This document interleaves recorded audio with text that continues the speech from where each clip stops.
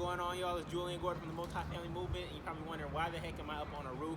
Why? Because I'm looking to buy this property right here, and it is the property inspection going on. And your property inspection is one of the greatest points of leverage that you have in the entire negotiation process.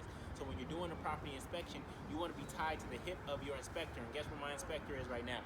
He's inside the attic. I'm only doing this video really quickly so I can give you this game of how important it is to be there for your property inspection. You do not just want to look at the pages on a report. You literally want to be there next to your inspector, tied to their hip. You want to be asking questions. You want to be taking notes, because you're going to use all of that as leverage in your property inspection response to get the price driven down, so that you get the house at an affordable price where you can actually do the renovations and potentially burr the property, where at the end of the day, after you renovated it, rented it out, and refinanced, you have no money left in the deal. So this is one of the most critical parts of the entire negotiation process that a lot of people skip.